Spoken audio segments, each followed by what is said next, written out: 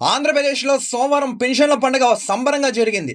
సోమవారం రాత్రి 10 గంటలకల్లా 95.05% మందికి పెన్షన్లు పంపిణీ చేసినట్లు మంత్రి పార్థసారథి అధికారులు తెలిపారు. రాష్ట్ర చరిత్రలో ఇదొక రికార్డని, సాధ్యం కాదని, సాధ్యం అవుతుందని నిరూపించారని తెలిపారు. ఈ సందర్భంగా ముఖ్యమంత్రి చంద్రబాబు ప్రభుత్వ యంత్రాంగానికి అభినందనలు తెలియజేశారు. ఇక మిగిలిన లబ్ధిదారులకు ఇవాళ వారి ఇళ్ల దగ్గరే పెన్షన్లు అందిస్తారు. రాష్ట్ర చరిత్రలో ఇది తొలిసారి ఒకే రోజులో రికార్డు స్థాయిలో 95.05% పెన్షన్లు పంపిణీ చేసిన అధికారుల్ని చంద్రబాబు అభినందించారు.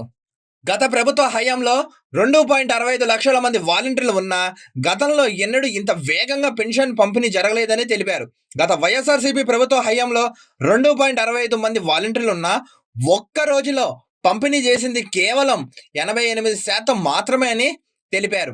రాష్ట్ర వ్యాప్తంగా చూస్తే శ్రీకాకుళం, విజయనగరం, కడప జిల్లాల్లో అత్యధికంగా 97% పెన్షన్ల పంపిణీ పూర్తి చేశారు. అత్యల్పంగా అల్లూరి సీతారామరాజు జిల్లాలో 91% పెన్షన్ పంపిణీ పూర్తయింది.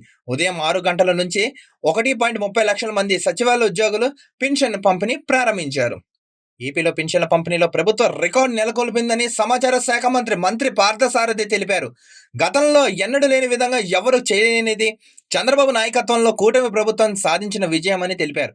గత ప్రభుత్వంలో 2.65 లక్షల మంది వాలంటీర్లు ఉన్నా ఈ స్థాయిలో ఎప్పుడు పెన్షన్ల పంపిణీ జరగలేదని తెలిపారు. 1.30 లక్షల మంది సచివాలయ సిబ్బందితో ఈ రికార్డు సాధించడం ఆనందంగా ఉందని తెలిపారు. గత ప్రభుత్వంలో 2 నెలల పాటు ఉద్దేశపూర్వకంగా పెన్షన్ పంపిణీ ఆపేసిందని, వాలంటీర్లు లేకుండా పంపిణీ సాధ్యం కాదన్న విషయాన్ని గుర్తు చేశారు.